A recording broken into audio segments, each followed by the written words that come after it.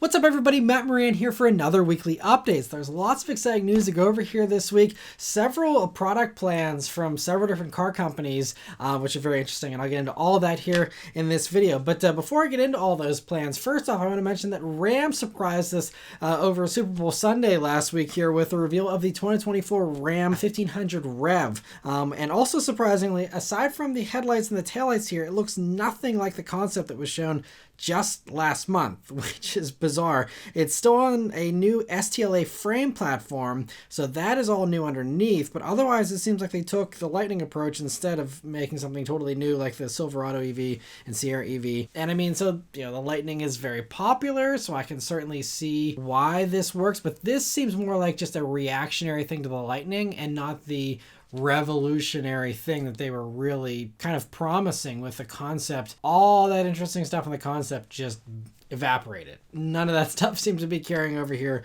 for this. So I don't know if maybe that concept is revealing or teasing a next generation of this truck and this is a stopgap, but this, they said, even isn't even going to be arriving until Q4 of 2024, so like the end of 2024. So we're basically almost 2 years away from this, which I feel like should have been out like now, not 2 years from now.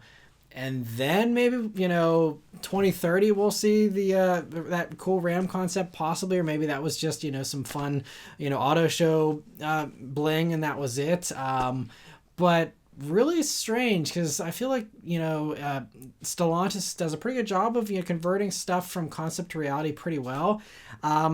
So yeah, not sure about that. After seeing this, I'm wondering if all we're going to get for like an electric Charger and Challenger is that they'll just take the current, you know, dated platform and just put a new platform underneath of it, keep the same styling and call it a day and just, you know, throw out all the stuff the cool concept had for that too. We'll see. I don't know, but this is a real curveball in my opinion. And anyway, we don't have any other specs or info on this as well, which makes sense if it's 2 years off anyway. It does look like it's going to be getting a passenger display, which is something the regular Ram doesn't offer yet, but that's basically all that we know so far. So that was a real head scratcher when that came out, but I mean, it looks good. I think that, you know, sticking to the Lightning formula clearly will work for a lot of people who just want, you know, a normal truck with normal truck stuff, just electric. You know, this will be great, but, you know, just kind of odd, then why do the concept, you know? Anyway, I'll move on, but interesting to see that. But as far as all these, you know, new future product plans here, during a recent earnings call, Subaru, they were the first ones here to talk about their future plans. Subaru's Senior Vice President of Corporate Planning revealed a little bit about what they're planning for the future, and it's pretty vague. Most of these plans are fairly vague, but at least gives us some, you know, idea of what to expect. But Automotive News was on this earnings call and reported that Subaru is planning to get strong hybrids and electric vehicles to the U.S. by 2025, and that we will need to offer several models in our EV lineup. And lastly, he added that we have shifted our weight toward that in our development. So that's all the official info we have here. But as far as the EVs go, it's, you know, sounds like they're speaking in the plural, which means there's going to be more than just the Solterra. And so, you know, there's at least going to be one more thing coming, but their Gunma Japan factory, that's going to be apparently getting overhauled to build EVs, that won't be ready till after 2025. And they're claiming you know, Subaru wants this stuff, you know, by 2025 or earlier. So, it sounds like any other electric stuff coming will be a collaboration with Toyota as well, like, you know, the Solterra is. So, you know, it seems like, you know, Toyota's got a whole lineup of, you know, BZ things in the pipeline. So maybe, you know, the smaller BZ3 or something like that could, you know, arrive as, you know, some type of electric Legacy or Impreza or some type of electric, you know, new model to slot in between, you know, Crosstrek and Forester or something. I don't know. We'll have to see what they end up doing. But that's all we know so far about their EVs. Now, as far as their hybrids, which is new, I mean, Subaru hasn't really been that into hybrids. And so there weren't any details shared about the hybrids either, but they did say a while ago that they would be using Toyota's hybrid tech in future models. And so that, I think they said that a couple of years back, and we haven't seen anything like that really since. But there's a rumor that actually started towards the end of 2021 that the next-gen Forester that's supposedly not arriving until next year here, that could get a version of the RAV4 Prime's powertrain, which I still find a little hard to believe considering they're still struggling to even keep up with demand for the RAV4 Prime. I think the last thing Toyota would want to be like, hey, sure, let's take some of our supply and give it to Subaru. So I don't know, but that's the only rumor here. I think the more likely thing is just, take the hybrid tech from Toyota and put it into everything like Toyota has done to great effect. So, we'll see, what they end up doing. But one thing we do know won't be happening is that they won't be getting a new plug-in hybrid version of the Crosstrek because Subaru confirmed to Green Car Reports at the Chicago Auto Show last week that there will be no new plug-in hybrid version. There was a very limited plug-in hybrid thing for the current gen Crosstrek, but that's ending with that generation. This new generation will not have any kind of plug-in hybrid. So they're kind of taking a step backwards with that, interestingly, but, apparently they're going to have more hybrid stuff coming here down the road. And, again, they were speaking in the plural, talking about hybrids. So even if the Forester does get some type of hybridization, there's going to be at least one other model, again, that will also get that hybrid, setup. And so whether it's, again, they use, some Prius stuff and put it into an Impreza or, what they end up doing, I don't know. But just be on the lookout. By 2025, there should be multiple electric and hybrid Subarus to choose from. So stay tuned for that. Toyota's new CEO, Koji Sato, also just spoke for the first time as CEO here this week and revealed a new BEV-first mindset for battery electric vehicles, saying, to deliver attractive BEVs to more customers, we must streamline the structure of the car, and with a BEV-first mindset, we must drastically change the way we do business. From manufacturing to sales and service, Lexus will lead this transformation. So first off, I want to give a heads up to all Lexus dealers out there so you're not blindsided in a couple of years. It sounds like Lexus is probably going to try and go to an online-only thing. If they're talking about transforming the sales experience. Maybe they have something else in mind, but considering everyone else and what they're doing, I think the writing is slowly starting to appear on the wall there for Lexus dealers as well with this statement. So, we'll see what happens, but, don't think there's a great long-term future for Lexus salesmen, unfortunately. We'll see what happens once again. Don't want to, call anything too soon, but that certainly seems to be, kind of what they're hinting at there. So he added that they'll be accelerating the development of their next-gen EVs, starting with an all-new Lexus in 2026. So if this transformation does happen, not happening until 2026, for the beginning of just like the first electric Lexus model. So, we're seeing this, earlier with Honda and Acura and stuff like that. So Lexus still has, at least another 3 or 4 years here of, not having to worry about this stuff. But it seems like all these electric things coming in, they're going to try and, circumvent dealers most likely. Just my take on it, but that's my bet. Anyway. So there's that. Lexus is going to, be the first to kind of lead that change. As for Toyota, though, Autocar is reporting that Koji Sato said that the Toyotas will be developed according to regional needs and that the energy situation varies around the world, which certainly makes sense.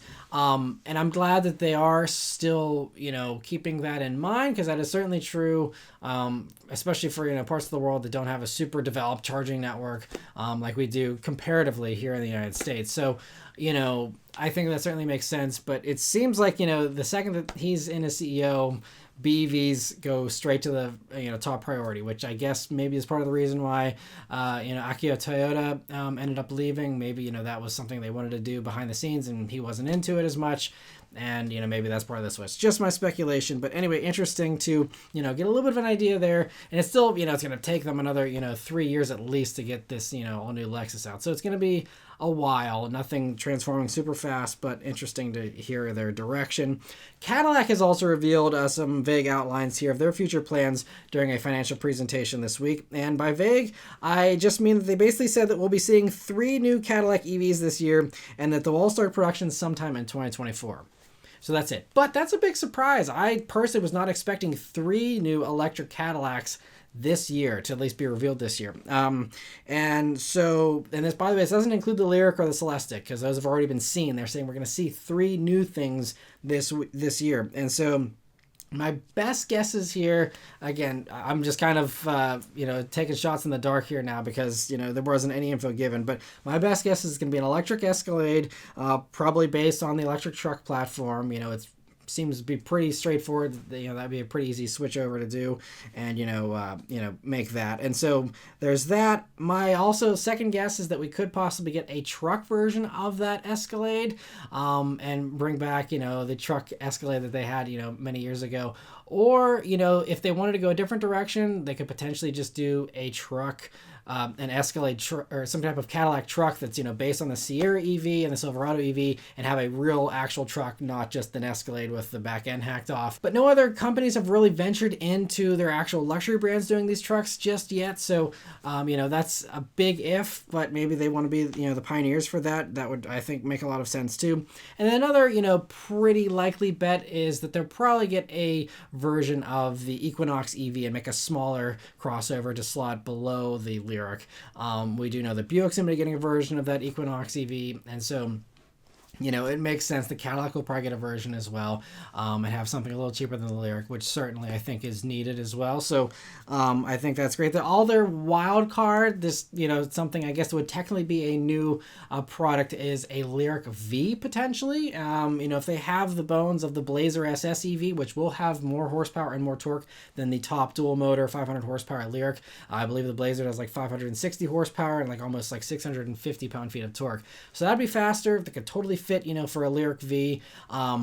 So maybe we see the first electric V with that, you know, possibly. There's other wild cards, you know, maybe they'll do some type of electric sedan that slots below the Celestiq or something too. You know, I have no clue. But anyway, sounds like we'll see 3 new Cadillac EVs this year. I'm excited for it, and so, you know, cool to hear that. Chrysler CEO also revealed some info about their future products here when she sat down with Autoblog for an interview in Chicago. And so first, she agreed that the next natural step for the Pacifica is an electric version, and reiterated that the whole brand will still be going EV only by 2028. And she said also, don't expect anything else to debut that's gas powered between now and then. Every new thing they're coming out with between now and then is going to be electric. So with this, you know, 300C sunsetting here, you know, basically don't expect anything new. The Pacifica will keep having gas, you know, until, you know, a new electric Pacifica comes, like they're alluding to here. But, you know, that's it. You know, it's the end for Chrysler otherwise. And Autoblog, in their interview, even joked about a Hellcat Pacifica and how, you know, it's just a fun, you know, thing everyone likes to joke around about. But she interestingly responded to that joke with, you can put some interesting tuning experiences in a minivan. Not saying that we would, but it's possible. Talking about like an electric Pacifica having, you know, crazy motors in it, which is obviously very simple and easy to do if they actually wanted to. So it sounds like it's at least something they thought about, which honestly I'm impressed that she even, you know, just admitted that and, you know, was willing to you know, be a little bit open about that. You know, that could be a fun way to kind of amp up excitement for this thing, especially if they do. I don't know if Chrysler's going to want to go with the edgier thing like Dodge is or not, but, you know, maybe you go back to having the Chrysler Pacifica be the classy, luxurious one, and then have Dodge get a version of the minivan and, you know, call it the Caravan Hellcat or something. That would be hilarious fun, but I would totally be up for trying something like that. That would be awesome. So anyway, that was cool that they kind of, you know, went back and forth about that. The last thing about the Pacifica is that she said that once the 300 goes away at the end of this year, they will be a one vehicle brand until their first EV arrives in 2025. So nothing coming before 2025. So, you know, just going to be continuing with the Pacifica here until then. And in 2025, the thing that is most likely coming is a production version of the Airflow, whether it keeps that name or not, and whether they actually bring it to production. Now, I'm doubting everything that Stellantis is doing after the Ram curveball, so maybe the Airflow will be that and look that cool and be produced like that, or maybe it'll be completely different. I have no clue. But anyway, once 2025 arrives, though, she says we've got quite a bit of new product in our roadmap, and that we've got a pretty quick succession of additional new products and launches that will be coming down the pipe between then and 2028. And the last thing she firmly declined here was that subscriptions for things like heated seats and that are not going to happen under Chrysler. And she said, she even said to herself whenever she first heard about, you know, other competing brands charging for heated seats or turning on the heated seats, she said, wow, I don't know who is going to buy that when she heard about that. So clearly sounds like, you know, she's kind of, you know, a good leader, and I agree with her, you know, positioning and direction here. It's great to see that, you know, she says subscriptions will basically be for things like connected navigation, things where there's actual value added to the customer, and so she says that's what they're focused on, is giving the customer value rather than just charging for something, is what she said. So 2 thumbs up, sounds great, and excited to see all these new Chrysler products here in a few years. But getting to a few vehicles here that actually were revealed, and we do have all the info on them here this week. Buick has debuted the 2024 Encore GX refresh. So it's the first production Buick to get this front end inspired by the Wildcat concept,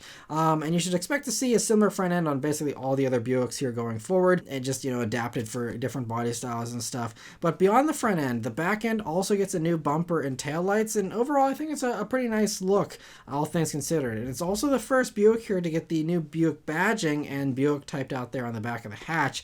Inside, it also gets a huge improvement, now featuring an 8-inch gauge cluster and an 11-inch touchscreen as standard across the board. And it's encased in a new dash design here that includes nicer materials and buttons as well, especially on the Avenir trim, which is a new offering here this year too. And now every Buick in the lineup has an Avenir trim available. Powertrains haven't changed though, so it still offers a 1.2 liter and a 1.3 liter turbo 3 cylinders, along with either front-wheel drive or all-wheel drive. The front-wheel drive models still run a CVT, the all-wheel drive models still get the 9-speed automatic. So pricing starts at $26,895, and the top Avenir trim maxes out at $33,195, and they'll begin arriving at dealers this spring. Mini also has revealed the first production electric convertible, I'm pretty sure, since the original Tesla Roadster. This is the Cooper SE convertible.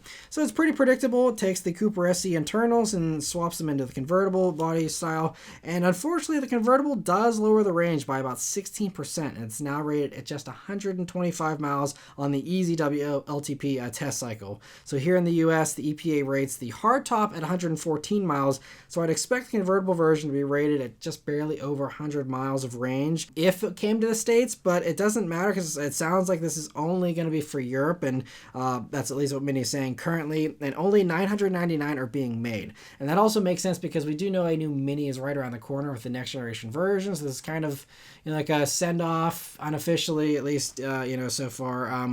And so I'm hoping that the next generation offers, regular production electric convertible. I think there's certainly a market for it, especially for a little city car. I think it'd be a really fun little option. And hopefully next generation also gets a little bit more range as well. And so anyway, for those in Europe who want one of these though, the deliveries will begin in April for them. So cool to see that. Another vehicle that was just partially revealed, and also a vehicle we also won't be getting here in the States, is the 2024 Volkswagen Touareg that got a refresh here.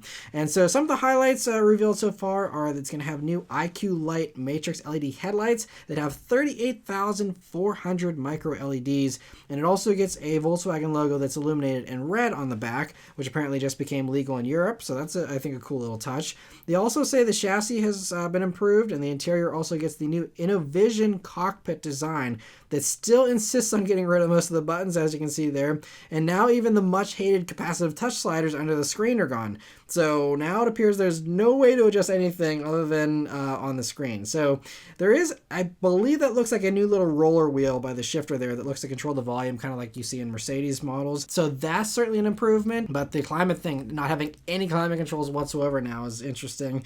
We'll see how many of these changes migrate to other Volkswagens in the future, but Volkswagen did commit to saying that they're going to start putting buttons back in their interiors. But we've seen this, we've seen a bunch of other debuts over the past few months, and none of these refreshes or have any kind of changes to add more buttons. So I don't know when these buttons are arriving in products, but clearly so far we're coming up short this year as far as the buttons go from Volkswagen. But anyway, for those in Europe, the 2024 Touareg will be arriving here this summer. And Mercedes-Maybach just revealed their first plug-in hybrid, which is a nicer version of the S580e, also called the Maybach S580e. And so it uses the same 3-liter turbo inline-6 and electric motor combo for a total of 503 horsepower and 553 pound-feet of torque.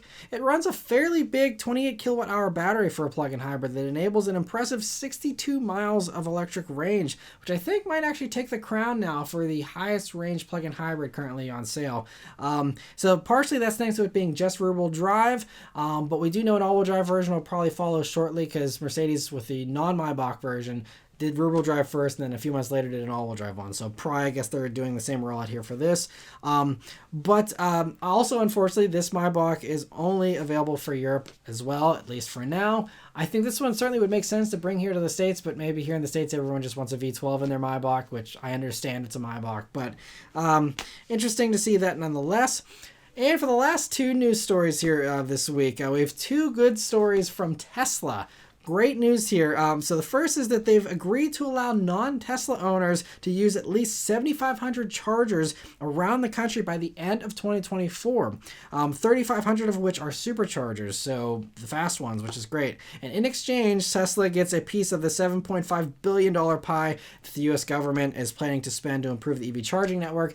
So I think, they clearly wanted some of that funding, and also if they didn't take that funding, other competitors would take it and grow their charging networks, which they could then charge, and make profits on, again, with the government's assistance. And so it's basically, kind of free money that Tesla would be missing out on if they didn't open up. They had been talking about opening up already, and I think they were already working on that in Europe, so it's not like this is entirely the government to thank for, but it certainly seems the government gave them the initiative to finally, start this transition and, allow other EVs to finally use Tesla chargers. So again, it's not going to be fully switched over until the end of 2024 because, they use proprietary plugs and stuff. So they're going to have to, do actual modifications to these chargers to allow them to, charge non-Teslas. So they're going to work on that here over the next, year and a half or so. But great to see that, they're going to be opening those up. And along with that, the government also did announce that BP and Hertz are going to be partnering up to have chargers at the rental locations, and GM, EVgo, and Pilot.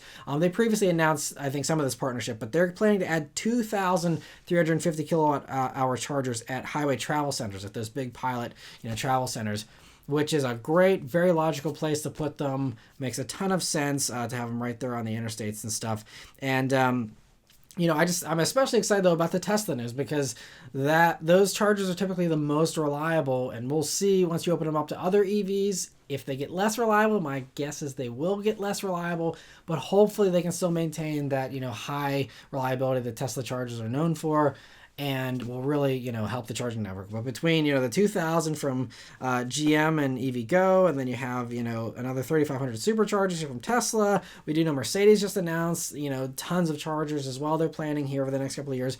We're getting these infrastructure investments that, we've been waiting for and hoping for, to truly make this transition to EVs, realistic and not have the limitations that we have here in, current present day time. So, and this stuff's all coming, pretty quickly here over the next couple of years. So, really great to see these investments being made that need to be made, and exciting to see that stuff.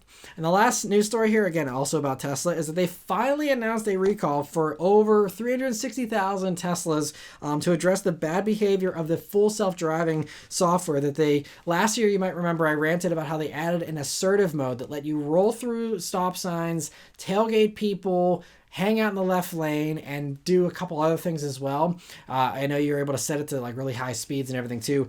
Anyway, it sounds like that is being recalled because who would have thought you shouldn't program your car to do illegal things? Yes, most of us probably roll through stop signs, in one form or another, and don't come to a full complete stop every single time we stop. I understand that, but the fact they were programming the car to do this stuff on its own is a little scary, and so thankfully it's being recalled. But the crazy thing is, it's not Tesla that's willingly doing the recall. They're only doing the recall because I guess the NHTSA got enough pressure on them, or they were able to drum up enough complaints to finally get Tesla to be like, okay, we'll cave and do this, or they're just forced to legally because the government says, look, if you want your ability to have these vehicles on the road, then you need to comply with the rules. And so thankfully, for however they got it done, I'm glad they got it done, and finally we won't have Teslas automatically rolling through stop signs, that's good to hear. And they said, there was a potential for, more accidents. And we've heard left and right about all these accidents that have happened with full self-driving being glitchy and stuff, and all the, nightmare videos online of people trying to show off their full self-driving, and it's actually a terrible, nightmare of horrible driving. So anyway, great to see that they've done that recall, even if they didn't want to do it. I'm glad the right thing actually got done, and so great to see that. But lastly, I wanted to thank all of you who are members of the Maran Motoring Club. So we didn't have any new members join this week, but I did want to give a huge thank you and shout out to member TXBoss23 for being a member for over 9 months now. So I really appreciate the support. Thank you so much for being a member. Hopefully you're enjoying the perks here so far. And for anyone else who would like to join, there's always going to be a link in the description, as well as join join buttons here on the video page and on the channel page. But anyway, thank you all very much for watching. Please also leave a like, comment, and subscribe to keep these videos coming. And I'll see you guys in the next one. Take care.